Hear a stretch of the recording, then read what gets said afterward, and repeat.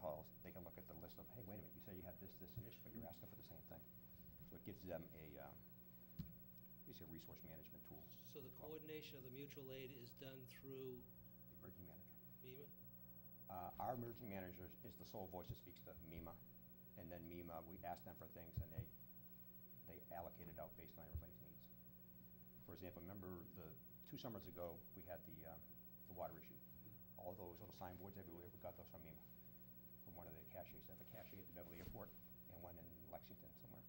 We can go down there, it was like $7 a day to rent those things, which usually to rent them it's hundreds of dollars a day. I just envision, something like the utility companies, that, when they have a catastrophic event, and, they're bringing people in from out of state, Right, it's similar nature, But, similar idea.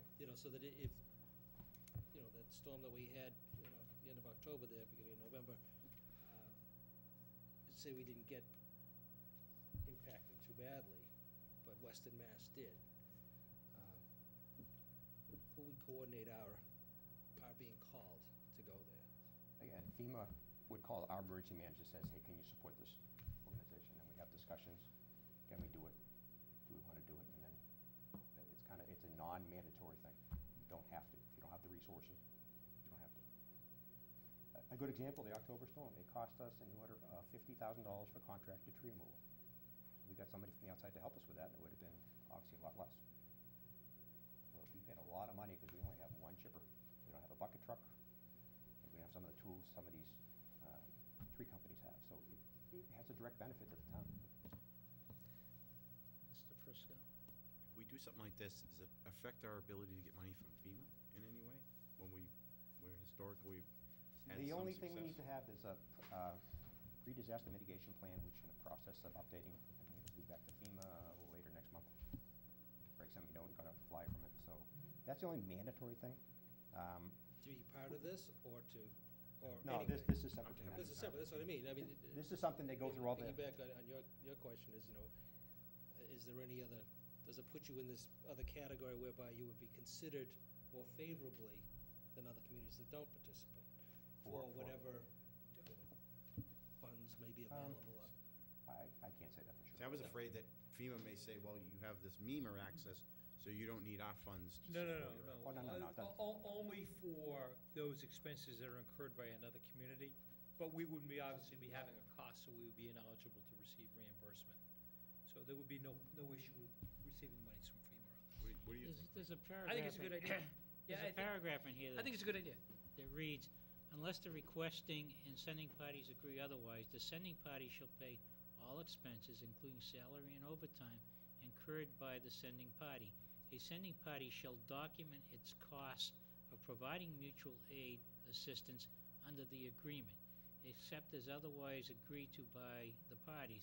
The requesting party shall seek reimbursement under any applicable federal and state disaster assistance programs for the cost of responding to the public works incident. So you can So put those costs in. basically, if you're in a area that might apply for FEMA, and you've sent people there, you can apply for your cost of helping someone out. Right. That's how I read that. There are employees at all times, regardless of where their location is, there are employees.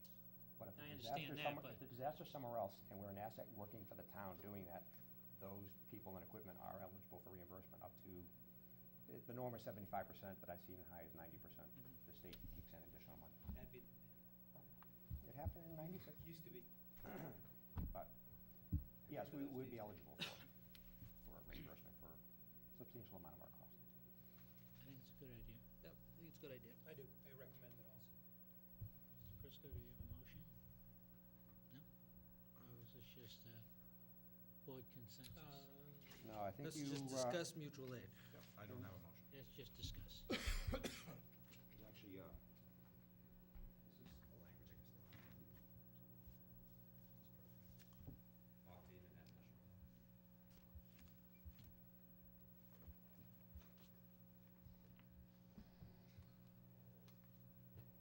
So it does take a you vote. vote to adopt the Mass General Law and authorize Greg to sign the opt-in form. That's what they want you to do. Okay. Mr. Prisco. Mr. Chairman, I recommend that the Town of North Reading Board of Selectmen vote to adopt Mass General Law C-40, S-4J, and 4K, and authorize the town administrator to execute the required opt-in form as required regarding the town's participation in the Public Safety and Public Works Mutual Aid Program. Second. Motion by Mr. Prisco, seconded by Mr. O'Leary. Further discussion? Can I have that? Thank you. Hearing none, you need a copy of that, the motion? Okay. All in favor? Aye. Opposed? Unanimous? That was you, Steve, that seconded it. Next item on our agenda, are we passing over approving the settlement agreement? We are indeed passing it over because it We is don't have not it ready back. this evening. Okay. Hopefully it'll be available at the next session. For those that might have walked in late, we've already discussed the employee incentive plan. Town administrators report.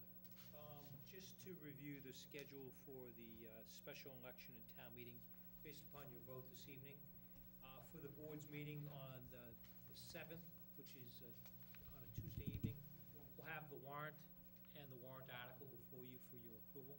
And that'll be reviewed by council and Reviewed by council. MSBA? Correct.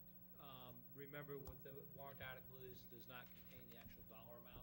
That's an amount that's subject to the vote at town meeting, but we'll include all the necessary language. And then what we will proceed to do is have the ballot language available for your meeting on the 16th. Keeping in mind, again, it has to be signed by the board not less than 35 days prior to the election. The date of the 16th allows you to do that so that there's not an issue with the fact of timing. The timing will work out fine. And that 35 days is elapsed time? Yes, we do not count the day of signing nor the day of the election. But we count weekends. Yes, we do. I just want to make sure we don't. Right. Oh, yeah, you That'd be a understand. problem. I understand your concern, and the election law and the, And why can't we do both on the 7th? Is there some? we could, but the reason being is the fact that there are certain restrictions that come into play once you sign the election warrant or the election ballot. And what are those restrictions? They involve use of personnel or resources in support of the ballot question. But why would that be an issue? It's not an issue. It's not an issue. Then why don't we If you just try decide to you get want it to have all it done on available the for that 7th? date, we can have it ready for that date. Provided that it's been properly vetted by Yeah. council and MSBA. The ballot language, interestingly enough, the ballot question language is prescribed by Prop 2.5. And other than the description of the project, as we know, the language is pretty much boilerplate in terms of debt exclusion. But generally, as part of the explanation of the ballot, it's typically on the ballot. Oh, wholeheartedly agree. There's all types of. Right, so I think that needs to be looked at too, because we don't want to put something on there that's going to get us in trouble with MSBA. Not that I can imagine anything, but. But. No comment.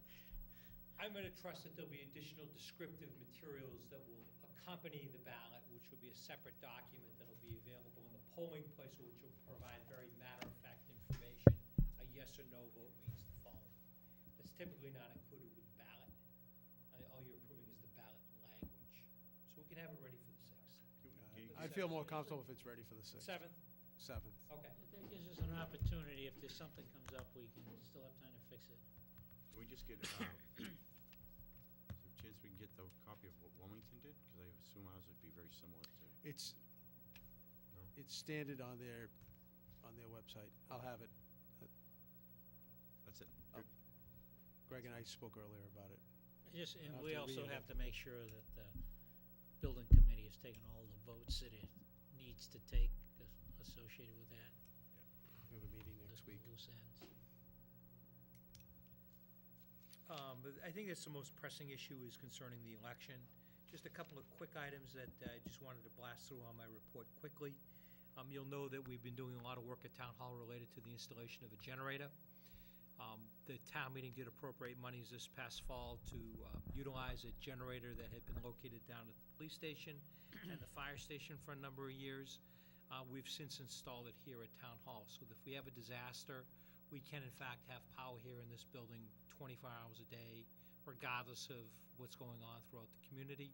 We found that this past year, at the tropical storm hurricane that we had back in August, one of the concerns that we had was a small sheltering operation. Small scale in the sense that there would be a need only for a very short or temporary period of time to shelter someone while power is being restored at their home. We designated this as an area. It turned out that no one utilized the facility, but one of the things that we felt was critical was an uninterruptible power supply here, and we've achieved that. So we're all set and ready to go. And I imagine the capacity of that power supply is limited. It is. It is, and not every building, not every circuit will work throughout the building, but the Building Facilities Department has done a good job in terms of designating what Heat, areas. light, Air conditioning in the summertime, computer access, and then certain selected rooms where we know that there will be individuals working in the event there's a disaster. so the computers are taken care of. Indeed. Yes, Michael? I know we have some elderly in town that have medical equipment, that in the case they lose power, I believe in the ambulance will pick them up, or they bring them here as well? Right hook here. that- And they will hook up their medical equipment Right here. This was, And that system can handle And- that kind of a, yes, and that's exactly what we envisioned this past summer when we went through that exercise with the hurricane, is that this room is actually a very good Yeah. location, not as a long-term shelter, but strictly on a very short-term Sure. basis where someone has power needs because of medical devices that they need to have. it's really important. Worked out really well. And I know that Mrs. Prenny was quite willing to come up and accompany the individual. So again, the staffing issue is a thing that we need to work with also. I did give the board an update earlier on the Andover Water Agreement. I'll see that that document is included in your packet for the next meeting. Prior to the next meeting, to give the board members a full opportunity to review it and comment on it. It has been submitted to council. At this point, what we're really looking to do is close the deal. Do we want the water commission to look at it at all, for any reason? Well, I would say yes. I know Joe, chairman of the, Joe Fode, chairman of the Water Commission, did see that. Now, I didn't know if he had a copy of the contract already or not, but they are meeting, I think, Wednesday. I'll send it right out so that I think it's everyone has a Wednesday. copy. So it'd be a good idea. And the final comment that I had under my report is you're gonna notice that there's an ad that's gonna be going in the newspaper for something called the CM at Risk Services for the high school project. It's a pre-qualification. It's not the actual bids for it, but under the law, under the CM at Risk, there's a pre-qualification period, and the project manager has been working with my office in getting that document together. Proposals are due the middle of next month. Again, the sole purpose of it is to narrow the list of potential applicants who will, in fact, be bidding on the project at a later date. It's a whole nother avenue and a whole nother area that, as we know, this is a new effort associated with the high school project. Do you do that process by yourself? No, I do not.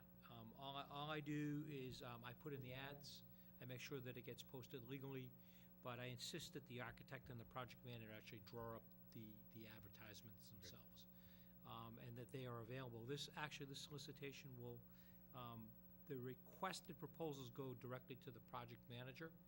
What will be interesting is when the CM at Risk applications are due in, that I'm sure that's going to be a very extensive process. The choice of the CM at Risk is responsibility of the building committee, or is it? School Building Committee. So Correct. approval, I think final approval of MSBA, just as the project manager was. The project manager and the architect contracts have been uploaded to the Dropbox site, so if you care to look at them, that's where they both are. Any additional contracts that we enter into for the school project will similarly be uploaded to the site, so that you have that information. Thank you. Mr. O'Leary? Just one thing, I had the pleasure of attending a fundraiser for Mystic Valley Elder Services over the weekend in Malden, where they raised a substantial amount of funds to support Meals on Wheels, specifically the Meals on Wheels program. And it was just a nice take, full house, and as a result of those fundraising efforts, they're able to, again, with the cutback in federal and state funding, organizations such as Mystic Valley, which